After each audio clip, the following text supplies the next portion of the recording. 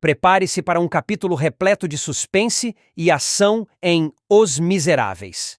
Em A Cilada, Victor Hugo nos conduz a um mundo de tensão extrema e reviravoltas inesperadas. Dentro de um quarto sombrio, onde a luz do fogo lança sombras ameaçadoras, acompanhamos Thénardier e sua gangue arquitetando um plano sinistro, enquanto Marius luta para salvar uma jovem inocente. A justiça e a moralidade são postas à prova em um jogo de gato e rato que irá manter você na ponta da cadeira. Não perca este emocionante capítulo que revela o verdadeiro poder da coragem e da resiliência frente à adversidade. Capítulo 16. A Cilada. Jondrette colocou o casaco e o chapéu. Vou chamar uns amigos para me ajudar. Saiu. Seus passos ecoavam pela escada. Marius decidiu frustrar seus planos, claramente criminosos. Foi até o posto de polícia mais próximo. Expôs tudo o que presenciara ao inspetor do dia. Por uma extraordinária coincidência, não era outro senão Javert.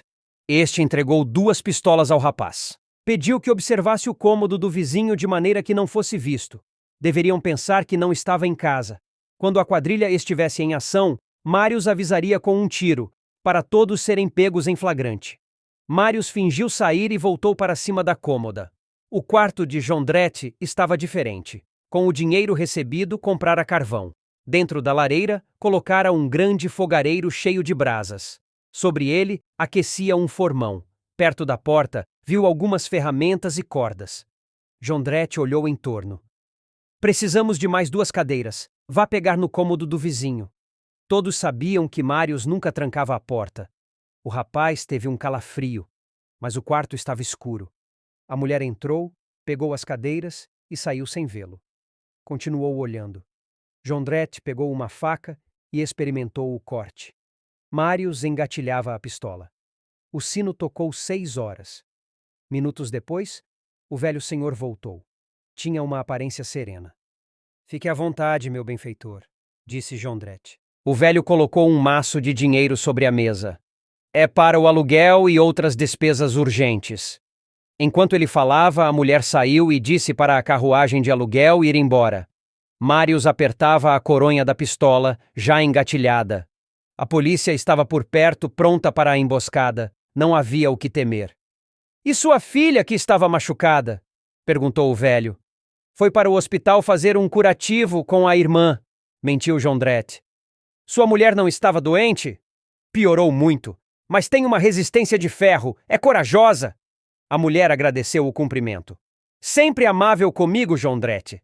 Jondrette! Não se chama Fabantou? Estranhou o velho. É meu pseudônimo, pois sou artista, inventou Jondrette. Em seguida, ofereceu aquilo que considerava seu único tesouro, um quadro representando um homem carregando o outro nas costas, por sinal, muito mal pintado. Mas parecia uma tabuleta de estalagem. Enquanto falava, outro personagem entrou no cômodo. Tinha braços tatuados, o rosto sujo de fuligem como quem quer se disfarçar. O velho senhor virou-se surpreso. Quem é? Um vizinho. A porta se abriu novamente. Entrou outro homem de rosto também sujo. Jondrette mostrou o quadro, falando bastante para distrair o velho. Logo 4 desconhecidos estavam dentro do quarto. Todos imóveis, de cara suja e braços nus. O velho encostou-se na parede. Observou o cômodo percebendo estar cercado. Caíra numa cilada. Jondrette mudou de tática. Deixou de tentar vender a pintura. Aproximou-se com atitude ameaçadora e gritou. Vamos tirar a máscara! Não me reconhece? Nesse instante, mais 3 homens entraram no quarto, mascarados.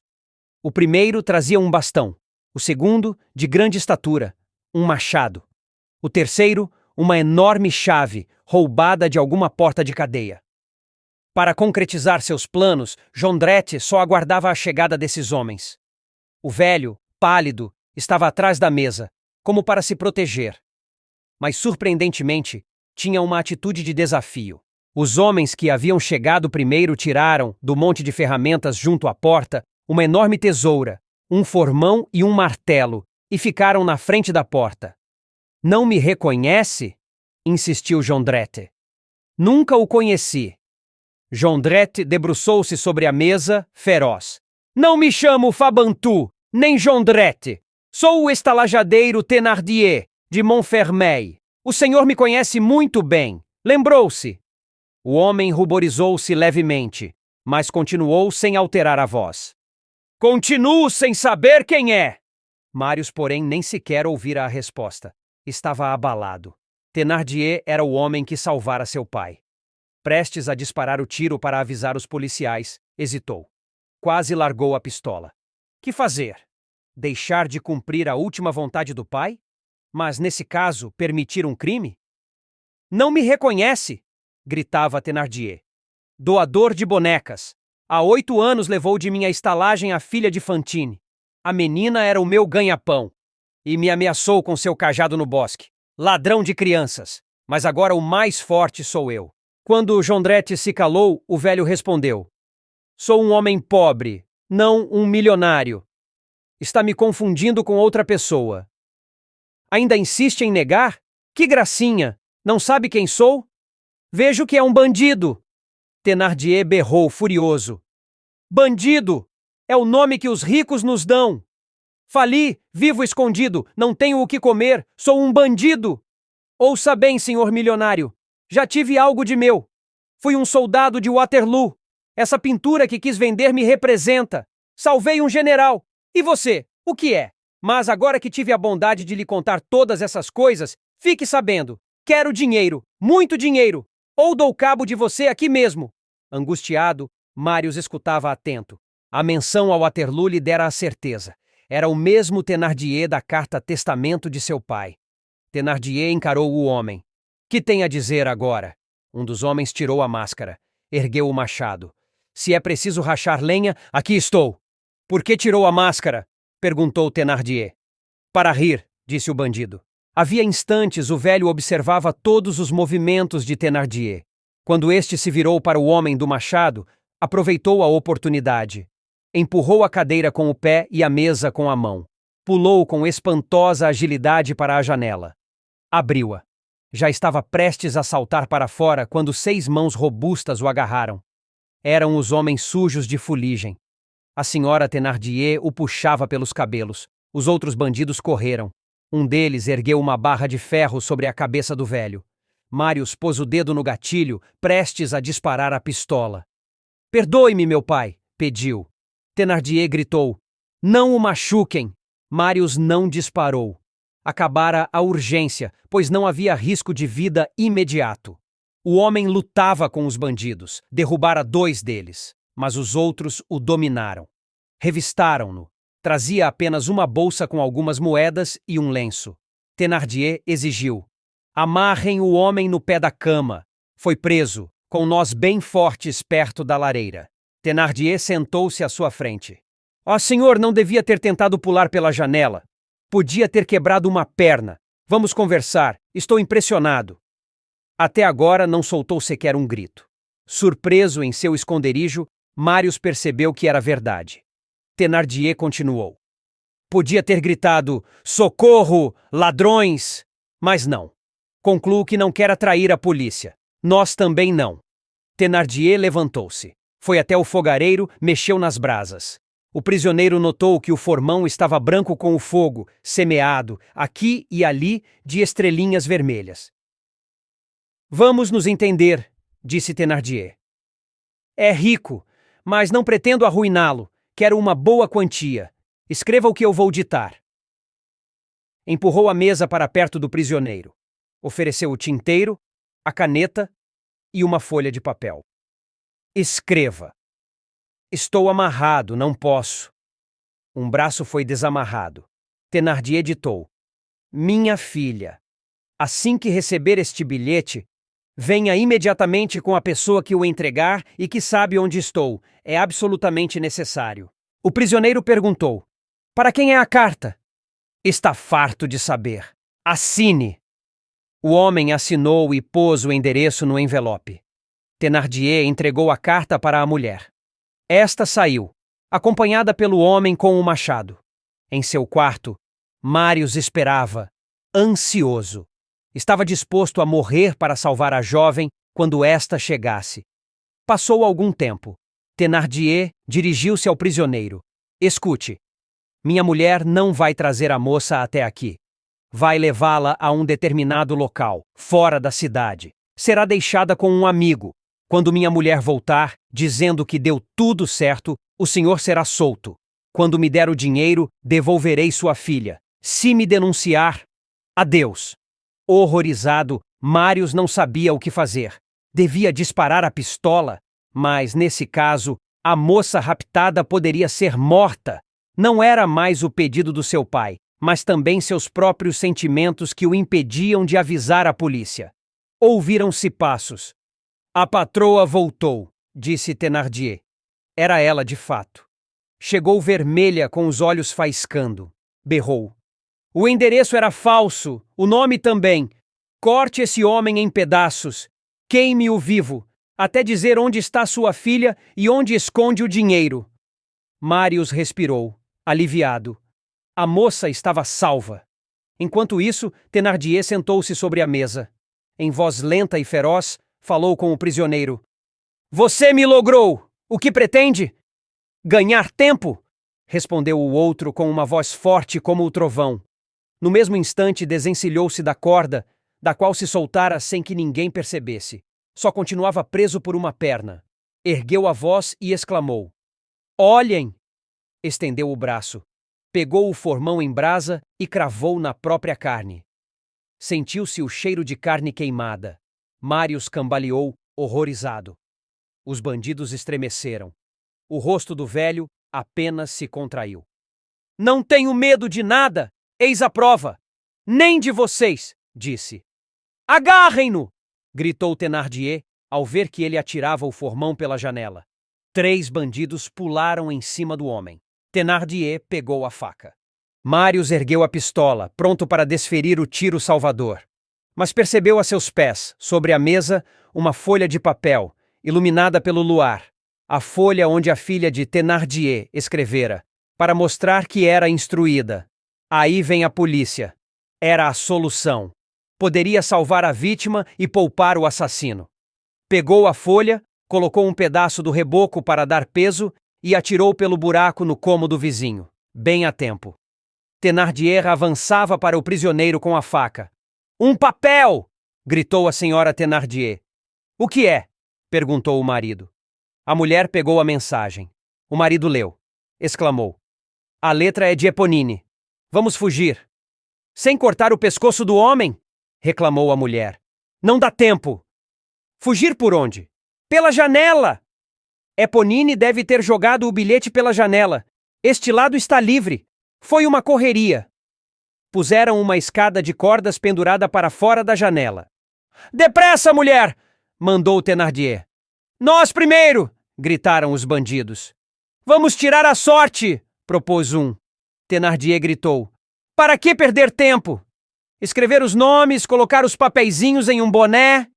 Querem meu chapéu? Disse uma voz, vinda da porta. Todos viraram-se. Era Javert. Estava com o chapéu na mão, sorrindo. Os bandidos tentaram pegar as armas. Javert pôs o chapéu de volta à cabeça. Entrou no quarto, de braços cruzados e espada na bainha. Ninguém sai pela janela. Só pela porta. Vocês estão em 7, nós em 15. Nada de reagirem. Thénardier ergueu a pistola. Apontou para Javert. Este o encarou corajosamente. Não atire, que vai falhar. Thénardier puxou o gatilho. O tiro falhou. Não disse? É melhor se entregarem. Resistir é inútil. Fez um gesto para o corredor. Os policiais entraram. Os bandidos foram algemados. Javert sentou-se à mesa, onde estavam ainda o papel, o tinteiro e a caneta. Começou a escrever. Aproxime-se à vítima, ordenou. Não viu ninguém. O homem desaparecera. Durante a confusão, a porta ficara guardada, mas a janela não. Desamarrado pelos policiais, o prisioneiro se aproveitara de um momento de distração e fugira. Um policial olhou para fora. Não havia mais ninguém. Diabos! Resmungou Javert. Era a melhor presa. O capítulo A Cilada de Os Miseráveis de Victor Hugo é uma obra-prima de tensão e intriga que se mantém atemporal. Neste capítulo, Hugo habilmente combina elementos de drama, suspense e crítica social para explorar temas de moralidade, justiça e a luta pela sobrevivência. Ao compararmos com os dias de hoje, várias reflexões emergem, destacando a relevância contínua da obra. Primeiramente, o capítulo se concentra na figura de Thénardier, um personagem complexo que encarna a desesperança e a degradação moral resultantes da pobreza extrema. Thénardier é retratado como um homem que, na ausência de oportunidades, recorre ao crime como meio de sustento. Esta narrativa espelha situações contemporâneas em que a marginalização econômica força indivíduos a transgredir as normas legais para sobreviver. Em muitos contextos atuais, especialmente em áreas afetadas pela desigualdade social e falta de acesso a recursos básicos, vemos um cenário similar onde o crime pode parecer a única saída. Além disso, a relação de poder entre Thénardier e suas vítimas, especialmente o velho homem e Marius, é uma crítica ao abuso de autoridade e manipulação, temas que permanecem pertinentes. Nos dias de hoje, a exploração e manipulação de indivíduos vulneráveis ainda ocorrem, muitas vezes de forma sistematizada, através de esquemas de corrupção, tráfico humano e outras formas de opressão. Hugo nos lembra que a dignidade humana deve ser preservada e que a justiça deve ser buscada para todos, independentemente de sua posição social. O personagem de Javert também é significativo. Javert representa a lei inflexível, a crença inabalável na ordem e no cumprimento estrito da lei, sem considerar as circunstâncias atenuantes ou a possibilidade de redenção. Hoje, podemos relacionar essa postura com sistemas judiciais que priorizam a punição sobre a reabilitação e políticas que não levam em conta os contextos socioeconômicos dos indivíduos. A crítica de Hugo à justiça cega nos incita a refletir sobre a necessidade de um sistema mais compassivo e equitativo. A tensão do capítulo, com o velho prisioneiro mostrando coragem ao desafiar Thénardier e sua gangue, ressoa com histórias contemporâneas de resistência e bravura frente à injustiça. A capacidade de resistir à opressão, mesmo quando parece inevitável, é um tema universal e atemporal. Em nosso mundo atual, marcado por protestos contra várias formas de injustiça, desde movimentos contra a brutalidade policial até lutas por direitos humanos, a mensagem de resistência e a busca por justiça que Hugo transmite continua a inspirar. Finalmente, a fuga do prisioneiro, ajudado por Marius, e o eventual fracasso de Thénardier oferece uma nota de esperança. É um lembrete de que a luta pela justiça, embora árdua, pode resultar em vitória. Esta mensagem é crucial em tempos modernos, onde a luta pela igualdade e direitos continua em várias frentes. A resiliência e a capacidade de unir forças contra as adversidades são fundamentais para qualquer mudança social significativa.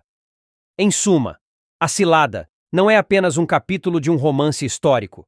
É uma reflexão profunda sobre a natureza humana, a justiça e a resistência que permanece relevante hoje. A habilidade de Victor Hugo em capturar a essência dos dilemas morais e sociais transcende o tempo, fazendo com que sua obra seja uma leitura essencial para entender e refletir sobre os desafios contínuos da sociedade contemporânea. Debater A Cilada de Os Miseráveis pode gerar uma discussão rica e multifacetada. Aqui estão algumas questões que eu levantaria. 1. Desigualdade social e criminalidade. Como a pobreza e a marginalização social contribuem para o comportamento criminoso de personagens como Thénardier? Quais paralelos podemos traçar entre as condições de vida dos personagens e as situações contemporâneas em que a pobreza leva ao crime? 2. Moralidade e justiça. Até que ponto as ações de Thénardier podem ser justificadas ou compreendidas à luz de sua situação econômica desesperadora? Como o conceito de justiça é tratado neste capítulo? Há uma crítica ao sistema de justiça da época? 3. Autoridade e abuso de poder. Como o personagem de Javert representa a aplicação da lei? Quais são os pontos positivos e negativos dessa abordagem? De que maneira o abuso de poder é demonstrado no capítulo? e como isso se compara a situações de abuso de poder nos dias de hoje. 4. Resistência e coragem. O que o capítulo nos ensina sobre a coragem e a resistência frente à adversidade e ao perigo iminente? Como a coragem do prisioneiro ao desafiar Thénardier pode ser vista como um ato de resistência moral? 5. Família e desespero. Quais são as implicações das ações de Thénardier sobre sua própria família, especialmente em relação à sua filha Éponine? Como o desespero pode afetar as dinâmicas familiares e levar a decisões drásticas? 6. Relevância contemporânea. Em que aspectos a narrativa de A Cilada ressoa com questões sociais e políticas contemporâneas? Como podemos aplicar as lições deste capítulo para abordar a desigualdade social e a justiça nos dias de hoje? 7. Redenção e condenação. Existe alguma possibilidade de redenção para Thénardier? Como isso se relaciona com a temática da redenção em Os Miseráveis como um todo? Quais personagens são dignos de simpatia ou condenação e por quê? 8. Impacto da identidade falsa. Qual é o significado da utilização de pseudônimos e identidades falsas no capítulo? Como a identidade e a percepção dos outros moldam as ações dos personagens? 9. Motivações e consequências. O que motiva Marius a se envolver e tentar frustrar os planos de Thénardier? Como suas ações influenciam o desenrolar dos eventos? Quais são as consequências imediatas e de longo prazo das ações dos personagens neste capítulo? 10. Simbologia e temática. Que símbolos e temas presentes neste capítulo são recorrentes em Os Miseráveis? Como Victor Hugo utiliza o cenário e os objetos, como o fogareiro e a pistola, para intensificar a tensão e o drama da narrativa? Essas questões podem proporcionar um debate profundo e estimulante, explorando não apenas os aspectos literários do capítulo, mas também suas implicações sociais, morais e contemporâneas. Aqui estão as respostas para as 10 perguntas do debate sobre o capítulo A Cilada, de Os Miseráveis. 1. Desigualdade social e criminalidade. Resposta. Thénardier representa o impacto brutal da pobreza extrema. Sem oportunidades legítimas para sustento, ele recorre ao crime. Esta situação espelha realidades contemporâneas, onde a marginalização econômica frequentemente leva ao aumento da criminalidade. A obra de Hugo nos lembra que, para combater o crime, é essencial abordar as raízes da pobreza e fornecer suporte social e oportunidades. 2. Moralidade e justiça. Resposta. As ações de Thénardier, embora criminosas, são também um grito de desespero. Hugo desafia os leitores a verem além das ações e entenderem as circunstâncias. A justiça, tanto no livro quanto hoje, deve considerar contextos socioeconômicos para ser verdadeiramente justa. A crítica de Hugo à justiça cega permanece relevante, pedindo por um sistema mais compassivo e humano. 3. Autoridade e abuso de poder. Resposta. Javert simboliza a aplicação implacável da lei, sem espaço para nuances. Nos dias de hoje, essa abordagem rígida pode ser vista em políticas que não levam em conta as circunstâncias individuais, resultando em injustiças.